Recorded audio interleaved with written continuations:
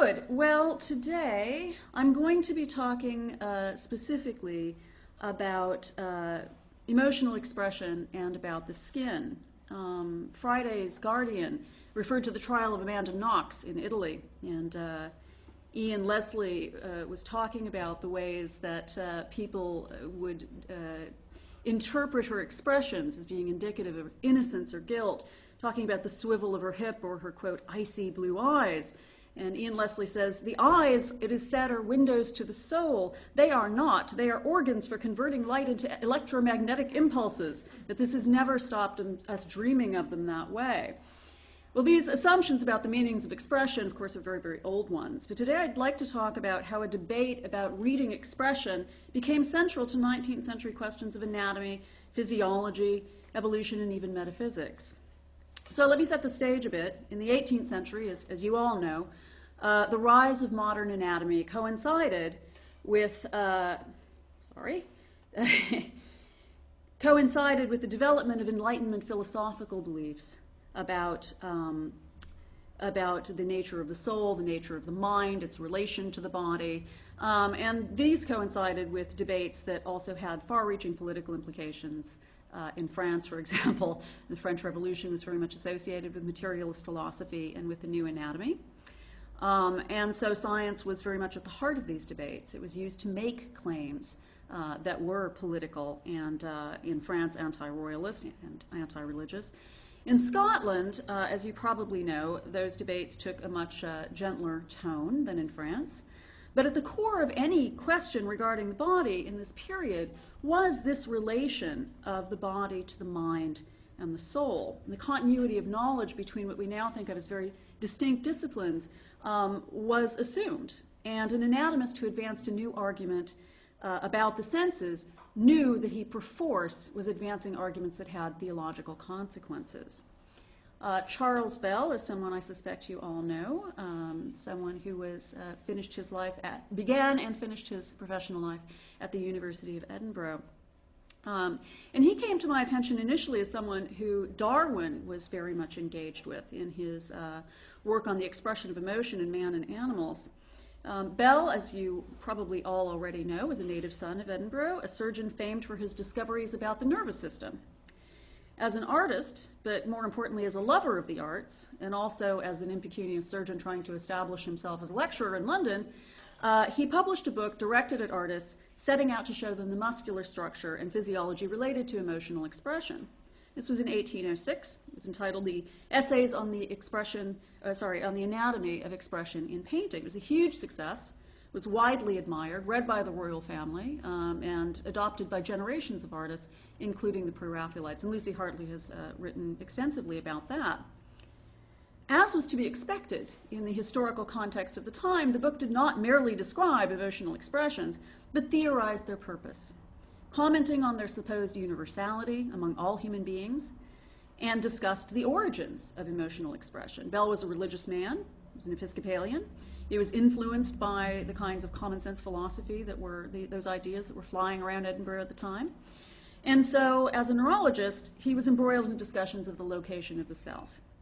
The physical location of the soul, spirit, or mind had long bedeviled philosophers. Aristotle split it from the sensorium, which he tucked away in the middle of the spine and thought that maybe the soul was in the heart.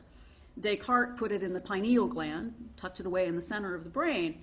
But Bell founded his theory of the mind in the body and extended it throughout the nervous system, positing that the muscular structure of the body not only expressed the emotions of the self, but enabled them. That is, we are able to have the emotions that we have because of the physiology that we have.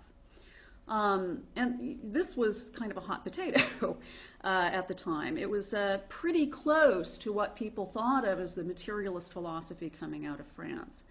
So Bell argued that God had designed for humans the body they had, precisely in order that all humans would have a common experience. Human emotion was universally legible to other humans because of the physical sympathy experienced by an observer with the expression of the observed. That is, okay, so this is very much the idea of sympathy you see in 18th century philosophy. You look at me and I see that you're in pain, and because I would make the same expression if I were in pain, I can intuit what you're feeling, okay? So if you've read Adam Smith, Theory of Moral Sentiments, you know that it's kind of foundational for moral philosophy in the period. So the specific embodiment of the mind was part of divine design, and that is the term that is used in this period. The senses did not obscure reality, they enable us to perceive it fully and meaningfully. So Bell believed that humans were divinely gifted, and we might think cursed, with the necessity of involuntarily expressing inner truth through our expressions. But this materialist analysis is carefully framed in this natural theological context. He attributes emotions to the higher intellectual faculties that the Creator has implanted within all human beings, by which we are drawn to Him. So our emotions lead us closer to God. And this would continue to be used as an explanation for involuntary expressions of the human face for many authors throughout the century, one with which Darwin disagreed but was compelled to address. Moreover, and more importantly, Bell not only believed that the more complex emotional expressions were unique to humans, but that the musculature of the space actually enabled humans not only to express but to experience these emotions in the first place. These muscles were given to express a uniquely human consciousness. They also made that consciousness possible. He backed up his assertions with detailed analyses of animals' muscular structure. He argued that only humans have the muscle to express a full range of complex emotions. He stated that we shared some emotions, what he called passions, rage and fear, for example, with animals, but that higher order emotions such as reverence or remorse are specifically human. He went to considerable lengths to show where the similarities and differences between animals and humans ended and began, and concluded that man is structurally an animal between the graminivorous and the carnivorous, showing muscular features of each in greater or lesser proportion depending on the individual. So a good example of Bell's ideas is his observation that the feeling of reverence is instinctively accompanied by uplifted eyes. The eye indicates the holier emotions, he says. And of course these claims relied on the notion of a universal humanity. So his argument that was it didn't matter what culture you went to, everyone had the same kind of instinctive expression of emotions. And Darwin obviously found this aspect of Bell's analysis tendentious. Darwin responds dryly that the movement is probably a conventional one, the result of the common belief that heaven, the source of divine power to which we pray, is seated above us. Others were somewhat less respectful, such as the radical Lancet editor Thomas Wakeley. I'm not even going to try to read this because I know I can't get the accents right, but I just think it's a great quote. Bell provided a scaffolding for Darwin in part by analyzing the structural relationship between facial muscles of different animals and humans. Bell early on explains that Mrs. Siddon's face has more in common with horses than with carnivores. And history has not, so far as I know, recorded her response to this particular compliment, although he was a huge fan. I mean, he meant well. He also has liberal recourse to Shakespeare, Dante, and Homer. It's very curious. He uses so many examples from the stage to make his argument that emotions are authentic expressions of feeling. But his examples are often people who are, of course, counterfeiting those emotions on stage. If emotional expressions were to be an index of inner truth, the immediate problem, of course, is that humans lie. It is, after all, possible to smile when you're unhappy, and even easier to scowl when you're not genuinely upset. And of course, as Bell did love the theater, he was very familiar with this kind of counterfeiting of emotions. Within the range of emotional expression, then, special significance attended those considered involuntary. These were considered more truthful. Whereas the muscles of the face could generally be consciously controlled, the pallor of fear and the rubor of shame were privileged signs of inner truth. So we're moving on to blushing. Bell argued that blushing was the result of the heart's response to emotion. And for him, this really strengthened the argument for design. Because it's not something that is a full physiological response. It's something that's really within the supposedly human physiology of expression, not within the circulatory system. So characteristically, this focus on surface leads to thoughts of racial difference. And he says, well, we can perceive an advantage possessed by the fair family of mankind, which must be lost to the dark, for I can hardly believe that a blush may be seen in the Negro. And this is a very, very hot topic throughout the 19th century, is this issue of race and color of skin, and how you can read someone who has a darker skin. However, and this is very important, he does believe that blushes take place in dark-skinned persons, because this is a universal human trait. So he cites what will be a significant and highly debated piece of anecdotal evidence used throughout the century, that of a dark woman of African descent with a white scar on her face that supposedly shows the action of the blush. And this poor woman, because she was the topic of many conversations, scientific interest, people would send queries and ask them to provoke her to blush. So people who were the subjects of these kinds of experiments were often being treated in very strange ways to try to evoke the blush response so that it could be measured whether they had it or not. So finally, blushing offers aesthetic pleasure.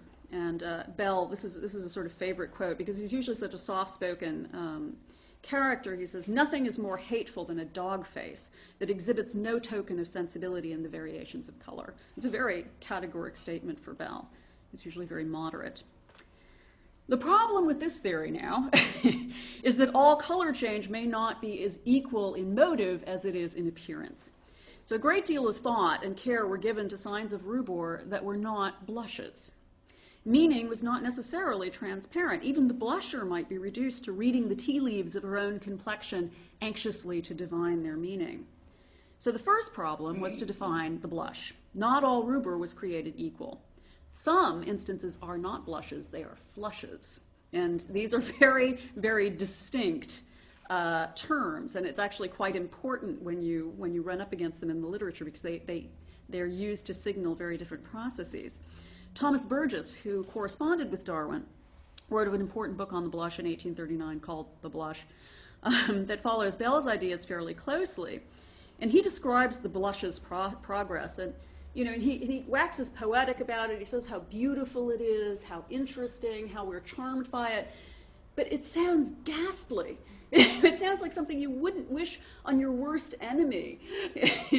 You have an oppression in the region of the stomach, or the center of sympathies, and the semilunar ganglia. The breathing is affected. A stifling follows. I mean, no one would want to have this happen to them.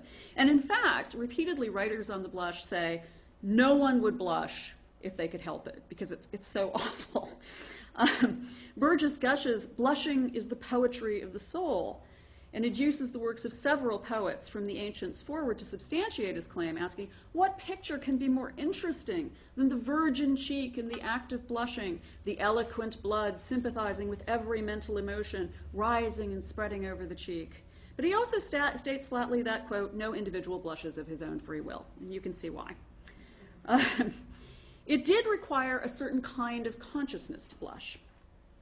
And that was not necessarily consciousness of a stimulus, why does Harry's gaze make me blush, but consciousness of the body and the self, which is not identical. That is, consciousness of the body as an object, both for the self and the other. And what I mean by that is the consciousness of being looked at and being evaluated, both by another person, but also kind of watching yourself for your own reactions. The inability to blush thus conversely indicated the lack of a sense of one person's as an object of one's person, as an object of consciousness. It indicated a, quote, lack of affective capacity. The person could not sympathize with others or feel shame before the gaze of another. There's a good deal of disagreements, and these mirror the kinds of disagreements about race, about whether idiots or savages could blush, and these are the terms that they're using, seeing that they supposedly lacked this self-consciousness. And the disagreements really line up along the axis of whether the writer believes that moral feelings are innate and God-given, in which case the whole human family has it, or whether they are the fruit of evolution and civilized consciousness, although Darwin is sort of an interesting limit case of this, because he also believes that they are uniquely human, but he believes they're shared by all humans. So we'll see more of that later. But in all cases, the inability to blush indicated a lack of what Adam Smith saw in the 18th century as fundamental to moral relations, that is, the ability to see oneself from another person's perspective. and a corresponding, inability to judge oneself, to judge one's own actions. So a young woman's blush was a sign of emotional and sexual awakening. However, somewhat paradoxically, it was also a sign of her purity. By the mid-19th century, this reading accords well with the neuroscience of the day that posited that an overstimulated nerve would cease to respond to stimulus. The corrupt or sexually experienced consciousness and its body would cease to produce the blush. The man of the world never blushes. This is a very common saying. This ambiguity created a potential crisis of legibility. John, who never blushed, is chaste, though rarely civil, while blushing Bill's queer tricks would shame the devil, muses Ebenezer Elliott. Women's blushes can be signs of innocence or experience, or confusingly both. Keats, in Sharing Eve's Apple, rings the changes on this theme. Oh, blush not so. Oh, blush not so, or I shall think you knowing. And if you smile the blushing while, then maidenheads are going. So blushes can signify many emotions. There's a blush for won't, and a blush for shan't, and a blush for having done it. There's a blush for thought, and a blush for not, and a blush for just begun it. And sometimes there's no blush at all, but just a flush, which could require dissection, both moral and physical, to properly identify. There's a famous scene in Pride and Prejudice. Elizabeth sees Darcy and Wickham face each other, and they both change color. What does it mean? Impossible not to long to know. Well, Wickham prejudices her in his favor by flattering her and telling his side of the story first. So she assumes that Darcy turns white with fear and Wickham is flushed with righteous anger. But in fact, as we discover later, Darcy's is the pallor of righteous anger and Wickham's the rubor of shame, and she can't realize that until she reads Darcy's letter. So you sometimes have to have an ancillary text to understand what the blush is trying to tell you. And you have another example here. You've got to look for those clouded looks to see that, this is the blush of innocence versus the blush of experience. So you have to be a careful reader. Now, Burgess's was the most significant 19th century book entirely on the blush, continuing the argument that expression, and very, very specifically the blush, was evidence of design by a creator. He saw the blush as evidence of the mind-body connection, of ensouled materiality. When an individual is about to blush, he says, the whole heart and soul and sense in concert move, transmitting the sensorial impulse from one to the other, and as it were, propel the blood by their combination of actions until it appears in the cheek.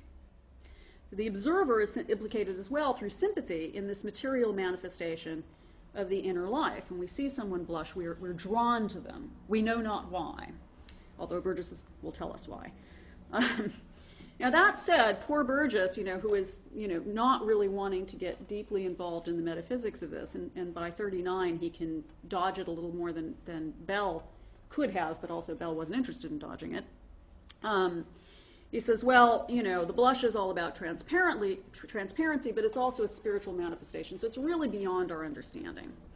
He says, he doesn't want to fathom an abyss that knows no limits. This is about the soul. I'm not going to talk about this. This is in the introduction to a book that goes on for several hundred pages. So it seems a little odd. But it seems that what Burgess means is that he's going to limit himself to the physically observable. This, of course, does not actually work for him, because he ends up concluding that this is evidence of design. If we reflect on the variety of changes and actions that must take place in our moral and physical constitution, before either the blush of shame or the pallor of fear can be represented in the human face, we must clearly see that such adaptation and harmony of arrangement is palpable evidence of design, he says. He also believes that this creator instilled the blush as a way of keeping us honest. That the soul might have sovereign power of displaying in the cheek the various internal emotions of the moral feelings. Well, so this seems straightforward enough. This seems like we're back on Bell's turf. But blushing is never that simple, as we know. This divine provision, like all our fallen nature, is liable to go awry. Burgess blames it on over-civilization. I think this is sort of a great anticipation of Freud. He says, well, civilization has screwed up the blush like it screwed up everything else that the Creator gave us. And he anticipates Freud in seeing this as a kind of tax. He uses the word a tax on the civilized state. The more civilization you get, the more sort of over-refined you are, the more the blush is liable to be kind of, to begin to signify other things. And this is quite interesting because this is a lot of the same rhetoric that turns up later in the century around decadence, right? Is that over-civilization weakens the organism, weakens the material organism. So the blush is God's provision to make human society possible, to provide a common sense of interpretation on which a social body may be built, but then we've messed it up. So, and what emerges from that is that we have the false blush, which is not a flush. It's a blush, but it's not a real blush. And where does this come from? Well, it has no other assignable cause than that of an extreme state of morbid sensibility, over which reason and the moral powers seem to have no control whatever. For as I have already stated, no individual blushes of his own free will. And he says that a few times in this book. This morbidity is both physiological and psychological. It's induced, at least in part, by a kind of perverse self-regard. Briefly, the individual becomes so hyper-aware of his own face, and I'm using he now for a reason, that it short-circuits the process of having a genuine emotion. His patients are always watching themselves react until they begin to react to their own self-surveillance. So they're blushing for no reason. And the reason I switched from the feminine to the masculine pronoun is because when Burgess talks about how beautiful the blush is and how charming it is, he talks about women and very young men. Adult men, when they blush like this, it's pathological. It's not good news. I mean, they come to him to be treated because they have this blushing problem. And apparently it's a huge problem. The blushes of men are pathological if they're frequent. And Aristotle actually says this in the Ethics. Shame is not becoming to every age, but only to youth. An older person should not do anything that need cause this sense. And this sentiment survives pretty much unchanging into the 19th century. Bell observes, quote, blushing assorts well with youthful and effeminate features.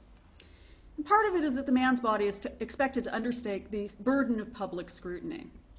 Burgess says, well, if it hampers the individual in his commerce, then it's essentially pathological. He says, at the best, it is no very agreeable experience, and everyone, except perhaps the most accomplished coquette, would, I suppose, suppress a blush if it were possible to do so. He cites 9 cases of intractable blushing problems, 8 of whom are men, 7 of whom have had to give up their career. Careers as various as soldier, prison warden, minister, medical student, chemist, musician, and draper. Only the tea taster has been able to continue in his profession, although he, quote, lives in constant dread of appearing absurd. I mean, actually, this is actually a real problem. It is a real pathology, but it's hard to read back at the distance, of years and to have quite the same sympathy that Burgess has. So he provides an extended discussion of the physiology of the blush, which involves the involuntary or sympathetic nervous system. And here he seems to echo Bell.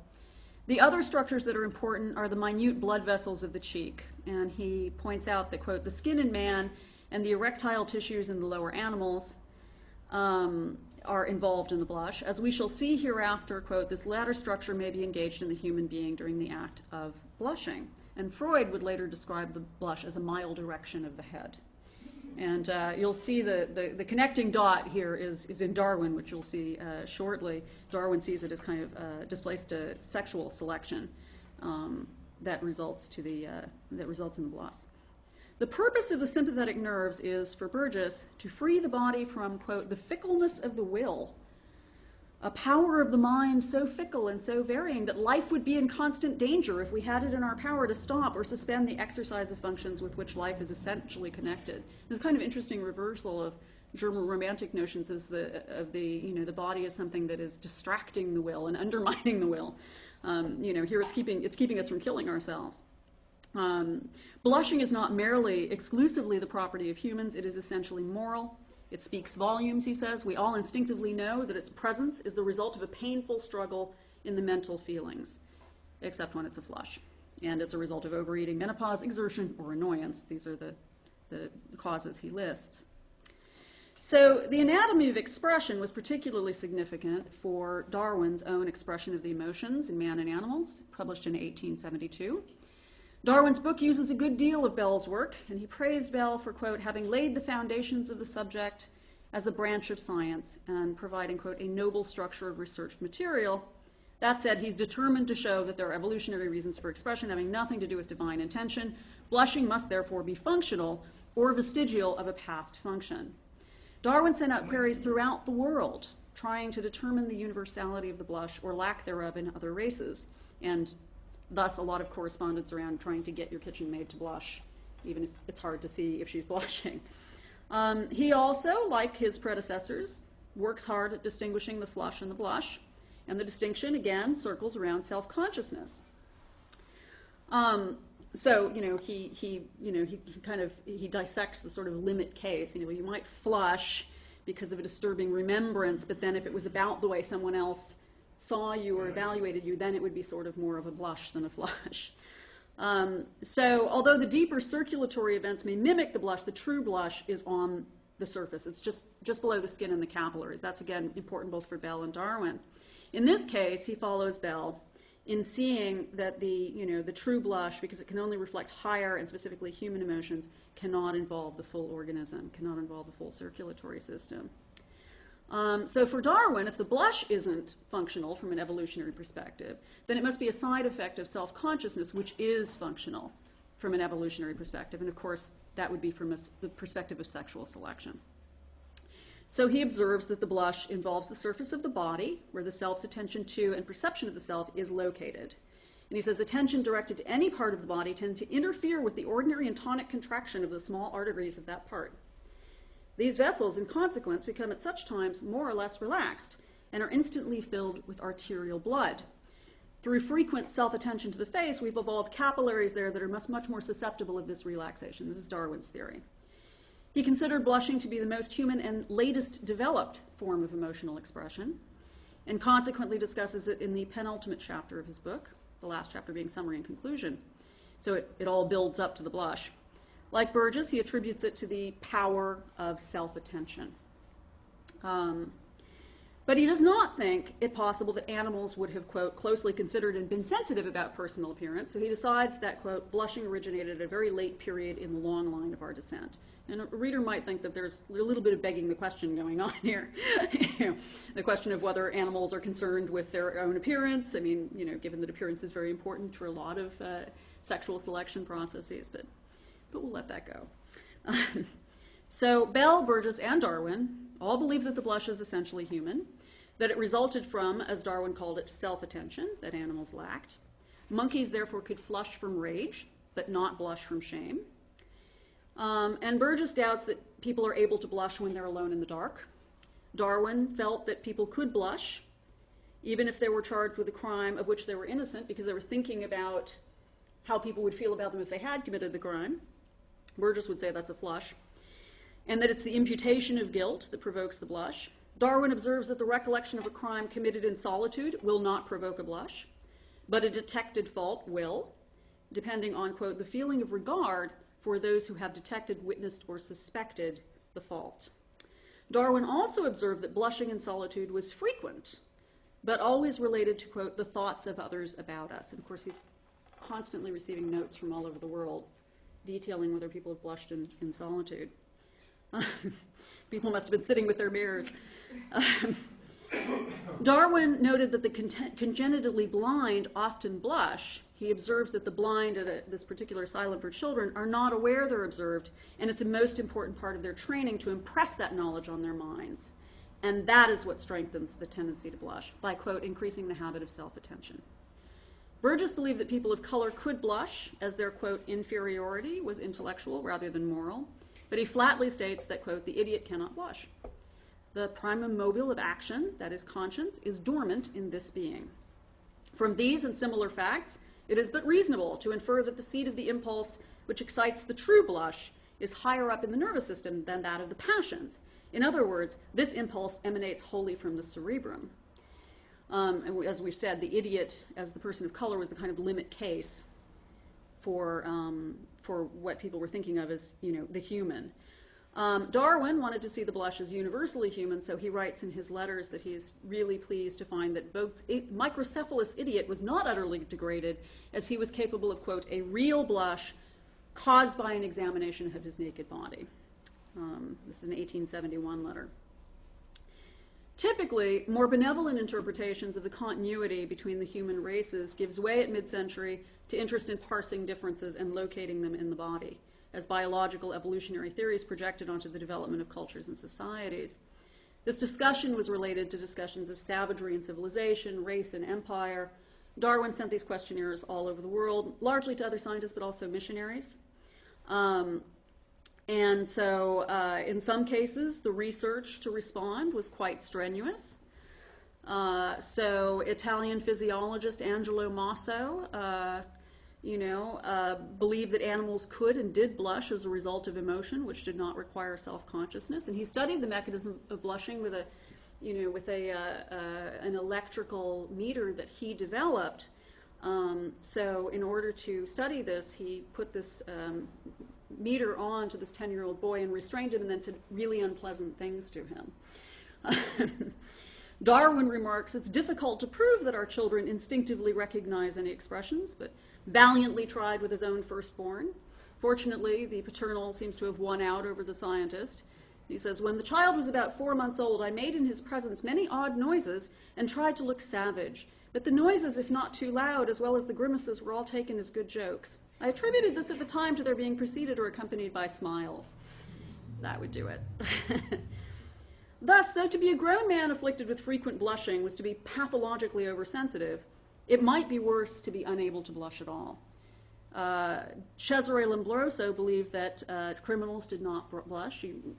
Lombroso was a very important criminologist at the end of the century, corresponded a good deal with Francis Galton, and that the lack of an ability to blush was a sign of predisposition toward criminality and atavism. He believed that the lack of ability to blush properly was both moral and physical. He found that vasomotor reactions provoked by amyl nitrate were significantly delayed in the criminal population.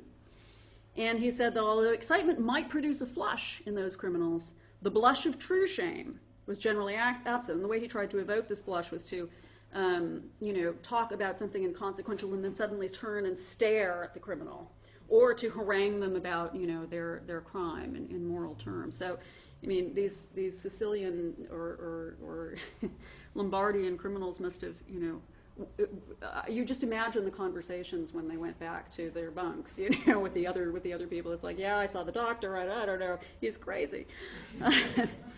So anyway, all of this to say that in the 19th century conversation on something as apparently frivolous as blushing, we can trace conflicts, theological, evolutionary, and physiological. So as we began with a current example to show the stakes of our desire to read faces, I will leave you with a lighter comment from the end of the 19th century by Max Beerbohm, who said, really, we need to stop trying to read faces as an expression of the soul. The wonderful thing is that when we bring makeup back, we'll stop worrying about whether people are blushing. We can just admire the beauty of the face. So I will leave you with that thought.